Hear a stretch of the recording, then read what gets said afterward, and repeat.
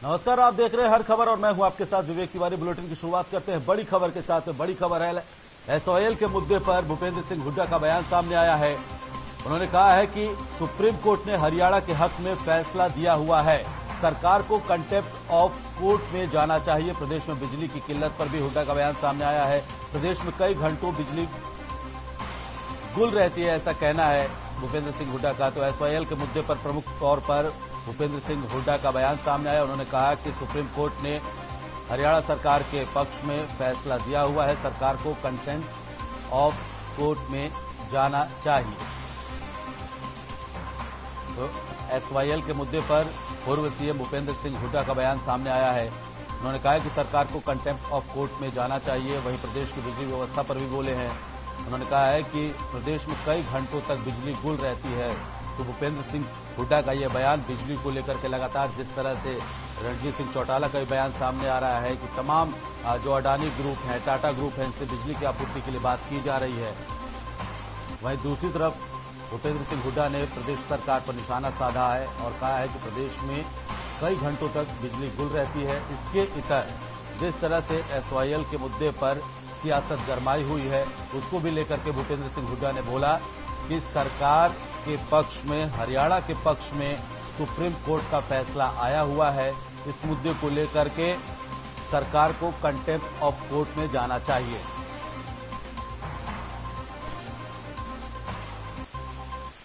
बिजली की तो किल्लत है, हरियाणा में तो होने का सवाल ही पैदा नहीं था। लेकिन जो अपनी इनकी थर्मल प्लांट हैं, चाहे खेदर का है चाहे कोई है, वो 14 महीने से चलाई नहीं इन्होंने। हरियाणा का पानी का सवाल है, कॉन्स्टिट्यूशन बेंच और सुप्रीम कोर्ट ने फैसला कर रखा है। उससे बड़ी कोई जुडिशियल वो नहीं है। जो प्रेसिडेंट रेफरेंस हुआ था, मैं सांसद था उस समय, प्रेसिडेंट रेफरेंस का आया था। अब 2016 में फैसला हुआ, उसको अनिवार्य है। बल्कि हरियाणा गवर्नमेंट की जो है कमी है, कंटेम्प्ट ऑफ कोर्ट में जाना चाहिए अब तक इनको। बिजली की तो किल्लत है, हरियाणा में तो होने का सवाल। वहीं हरियाणा के शहरी निकाय मंत्री कमल गुप्ता यमुनानगर पहुंचे। इस दौरान उन्होंने मीडिया से बातचीत करते हुए कहा कि हरियाणा सरकार नगर पालिकाओं और नगर परिषदों के चुनाव के लिए पूरी तरह से तैयार है। चुनाव आयोग जब चाहे चुनाव करवा सकता है।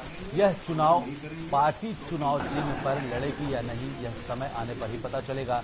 साथ ही उन्होंने कहा कि नगर पालिका में भ्रष्टाचार को लेकर के अधिकारी पकड़ा जाएगा, उसे सख्त से सख्त कार्रवाई उसके खिलाफ की जाएगी।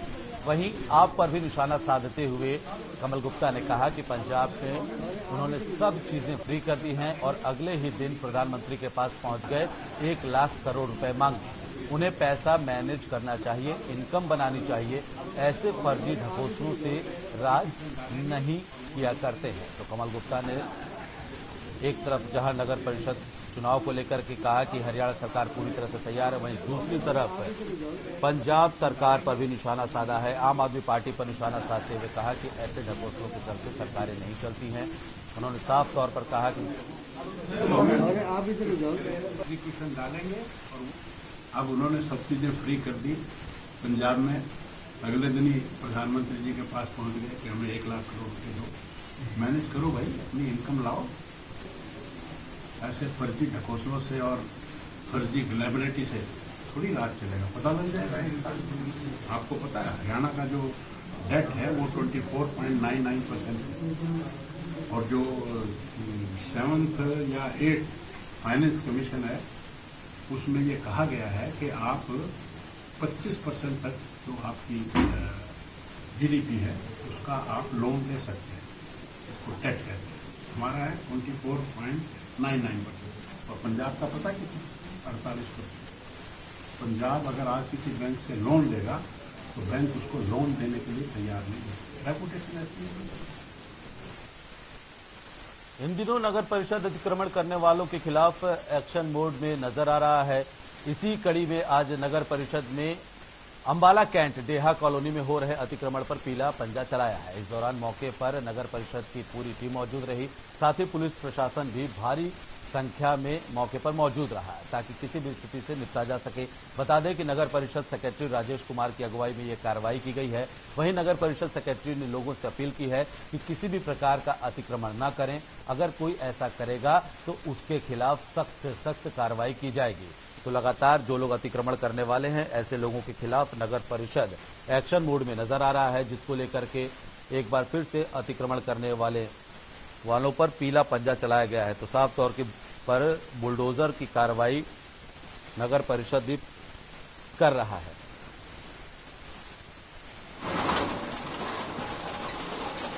तो अंबाला से हम आपको खबर बता रहे हैं, जहां एक्शन मोड में नगर परिषद नजर आ रहा है। अतिक्रमण करने वालों के खिलाफ ये कार्रवाई की जा रही है और जो भी अतिक्रमण कर घर मकान बनाए गए हैं उसको बुलडोजर से तोड़ा जा रहा है। तो जिस तरह से अतिक्रमण किया जा रहा है, इसको लेकर के अब पूरी तरह से एक्शन मोड में आ चुका है नगर परिषद और ये साफ कह दिया गया है नगर परिषद की तरफ से कि कोई भी शख्स, कोई भी लोग अतिक्रमण न करें। अगर वो अतिक्रमण करते हैं तो उसका यही हश्र होगा जो इस वक्त आप टीवी स्क्रीन पर देख पा रहे हैं।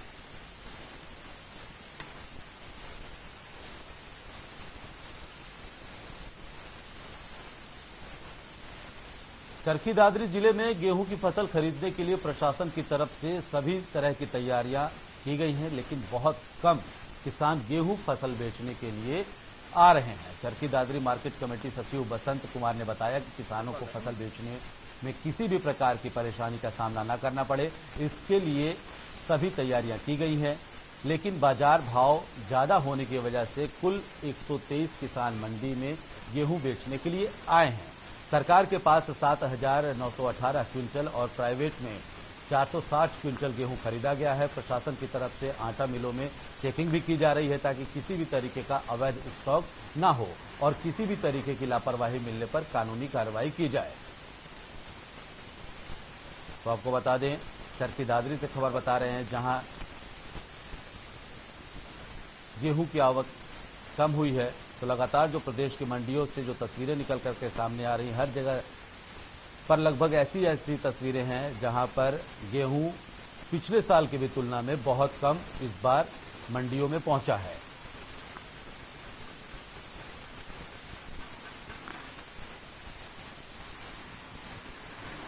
1 तारीख से और आज तक 123 किसान मंडी में गेहूँ बेचने के लिए आए हैं, जिनमें से 113 किसानों ने सरकार को गेहूँ बेचा है और 10 किसानों ने प्राइवेट पर अपना गेहूँ बेचा है जो सरकार से अधिक भाव का है।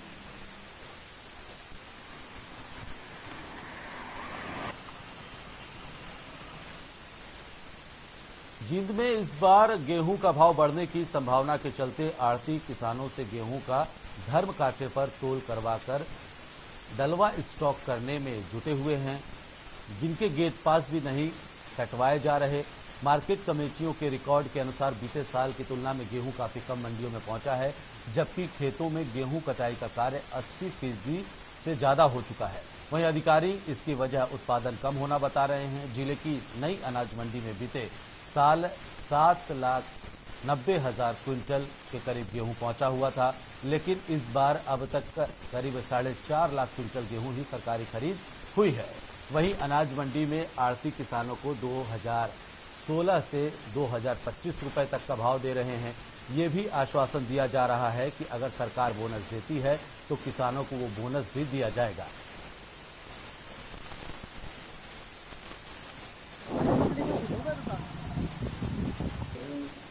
तो हमारी चालू है ही, लेकिन अब जो है माल लगभग खत्म सा ही हो चुका है, क्योंकि दिन भर में 10-15 ट्राली के अलावा कुछ आ भी नहीं रहा है। लगभग खेतों में माल नहीं है।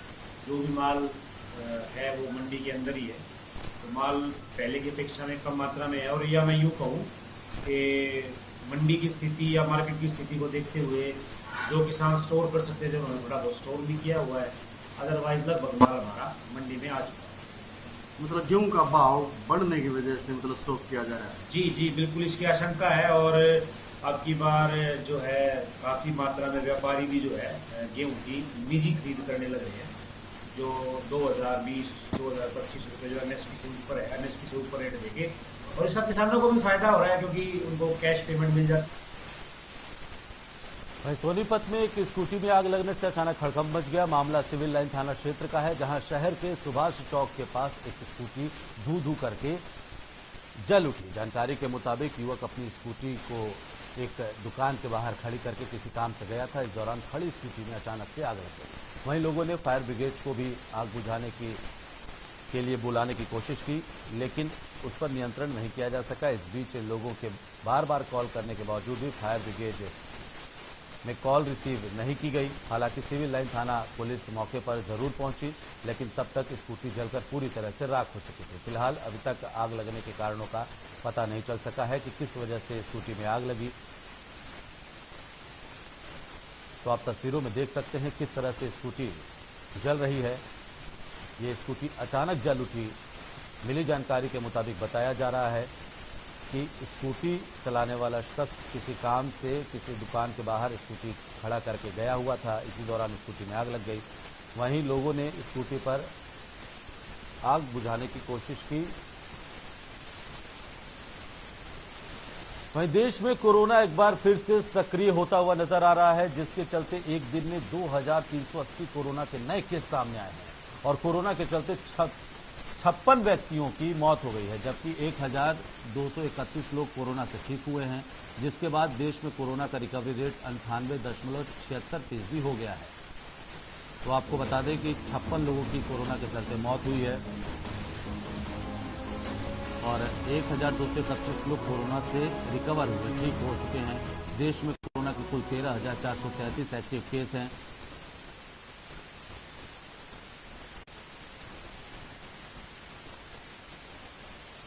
वहीं हरियाणा में भी कोरोना के मामलों में अब तेजी देखने को मिल रही है, जिसके चलते प्रदेश में एक दिन में कोरोना के 310 नए मामले सामने आए हैं, जबकि एक दिन में प्रदेश में कोरोना के चलते किसी भी शख्स की मौत नहीं हुई और 160 लोगों ने कोरोना को मात भी दी है, जिसके चलते कोरोना का रिकवरी रेट अब 98.80% पहुंच गया है। वहीं गुरुग्राम में एक बार फिर से कोरोना विस्फोट हुआ है।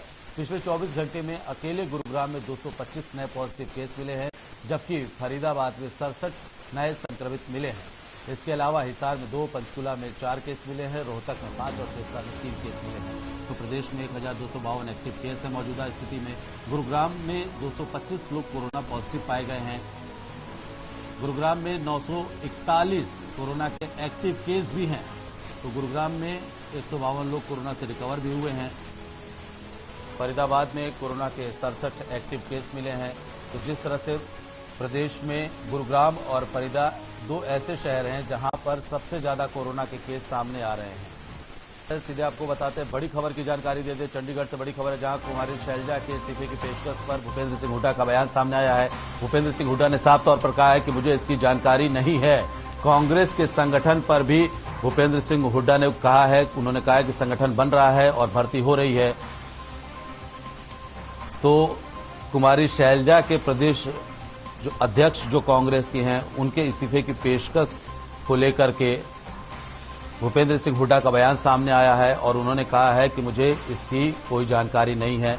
इसके अलावा संगठन को लेकर के भी भूपेंद्र सिंह हुड्डा ने कहा है कि संगठन बन रहा है और भर्ती की जा रही है।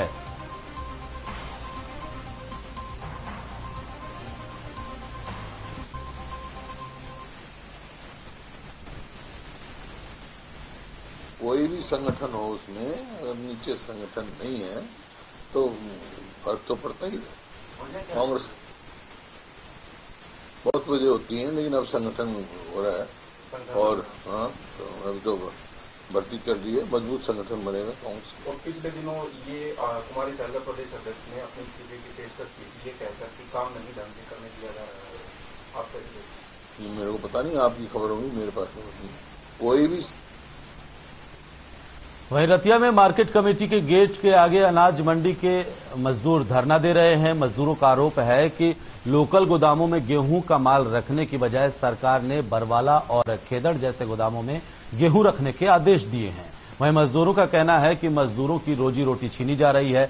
इस बीच मजदूरों ने चेतावनी देते हुए कहा कि जब तक सरकार रतिया के लोकल गोदामों में गेहूं रखने के आदेश नहीं देती, तब तक वह धरना प्रदर्शन जारी रखेंगे और मंडी का कामकाज बंद रखेंगे।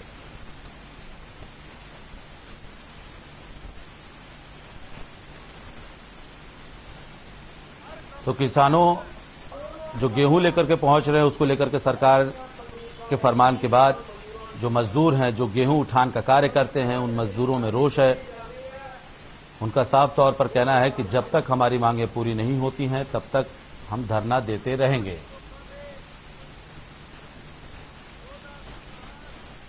तो रतिया से खबर आपको बता रहे हैं, अनाज मंडी के बाहर मजदूरों का धरना जारी है।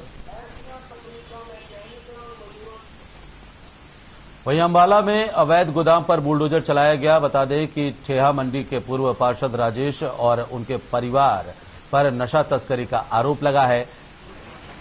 साथ ही इन लोगों पर नशा तस्करी के कई मामले भी दर्ज हैं। आरोप है कि राजेश नशे के तस्कर है और नशा को आगे बेचता भी है। इसी इलीगल गोदाम को सरकार के आदेश पर तोड़ा गया है। बता दें कि अंबाला पुलिस की निगरानी में सरकार के आदेश पर निगम की तरफ से यह कार्रवाई की गई है। तो नशा तस्करों के खिलाफ भी अब एक्शन मोड में प्रशासन नजर आ रहा है। नशा तस्करों पर सख्त कार्रवाई की गई है और अवैध गोदाम पर बुलडोजर चलाया गया है।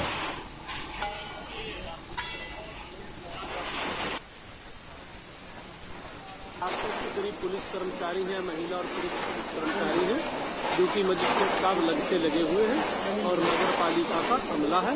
सारी कार्रवाई है जो कानून के दायरे में और शांतिपूर्ण चले। किसी तरह नहीं, कोई किसी तरह का कोई विरोध नहीं है। सारा काम है जो शांति से और कानून के दायरे में चलता है। ये राजेश एमसी है, उसके परिवार की संपत्ति है जो किसी ने नशे के कारोबार से क्या है।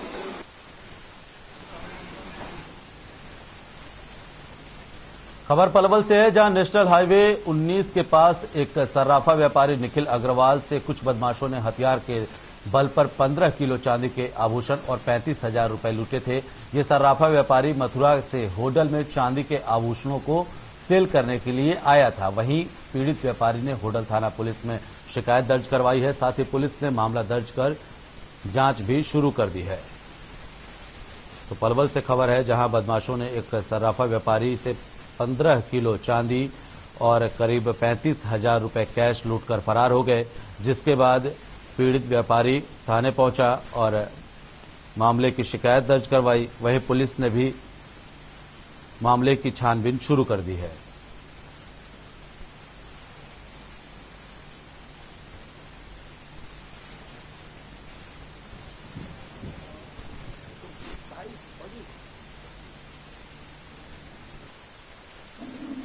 ये बंदा हमारी मार्केट में आता है और जो है कि अपनी सेल करके जो है कि शाम को अपने घर से बन जाते हैं। जो भी जिससे लेना देना होता है उसको कर ले जाते हैं और जिसको देना होता है उसको दे जाते हैं। इसी तरीके से ये कल भी रेगुलर हमारी मार्केट में आया और इन्होंने दुकानों पर 2-4 दुकान जो भी करनी थी, दोपहरी का टाइम था, उन्होंने की। और करने के बाद शाम को जब ये अपने घर जा रहे थे तो वहाँ पर ये वारदात जो है कि इनके साथ घटी है। ये भाई मथुरा के व्यापारी जो आए हैं, शराब हैं, ये जब हमारे पास आए, जब हमको बिल्कुल अक्सरियत का पता चला और हम जो इनके साथ एक भाईचारे के तौर पर, एक सामूहिक तौर पर आपको ये बताने आए हैं कि हमारे साथ ऐसी ऐसी घटनाएं हो रही हैं। सर, मैं मथुरा से आता हूँ, मैं चांदी का काम करता हूँ। मैं यहाँ पे अपना काम खत्म करके कल मैं मथुरा के लिए जा रहा था। मैं फ्लाईओवर जहाँ उतरता है संजीवनी हॉस्पिटल के सामने में, वहाँ रोड में बस का इंतजार करने के लिए खड़ा हुआ। वहाँ पे 3 जने आए, मुझे 4 तरफ से घेर लिया। 1-2 मिनट बाद एक सफेद रंग की कार आती है, 5 सीटर, उसमें मुझे किडनैप कर लिया। अभी एक इन्फॉर्मेशन खुद ही आया है, तो मैं मथुरा से चांदी लेके आता हूँ यहाँ, और यहाँ से फिर वापस जा रहा था तो रास्ते में किसी अननोन व्हीकल की गाड़ी में था जो मेरे से यूपी में जाकर रुक पड़ा। बाकी मामला अभी वेरीफाई कर रहे हैं, तो जाके पता लग गया हकीकत क्या है। तो सर कितनी चांदी, कितने पैसे बता रहा था? 15 किलो के लगभग चांदी बता रहा है। मैं अपने साथ 15 किलो चांदी लेके आया था, तो लगभग 15 किलो ही वापस लेके जा रहा है। तो 35,000 रुपये कुछ बता रहा है।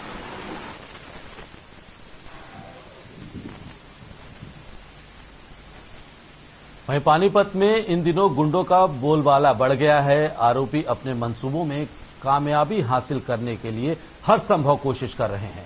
मामला समलखा से सामने आया है, जहां बाइक पर सवार 2 बदमाशों ने चेन स्नेचिंग की वारदात को अंजाम दिया है और बेखौफ होकर 2 तोले की चेन तोड़कर मौके से फरार हो गए।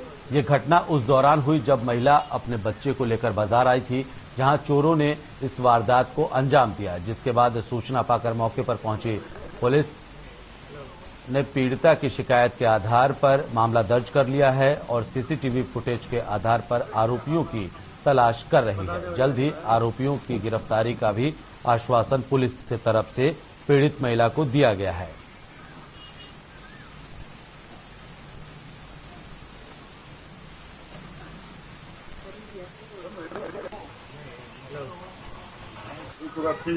अपने लड़के को लेने के लिए गुड़ मंडी में आई थी।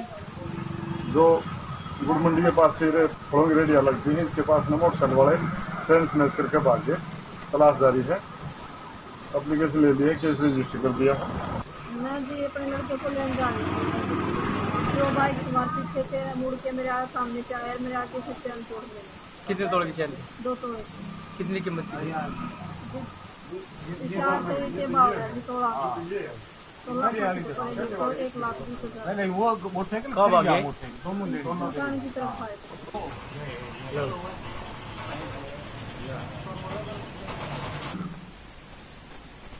तो फिलहाल बड़ी खबर में इतना ही। आप देखते रहिए हर खबर। नमस्कार।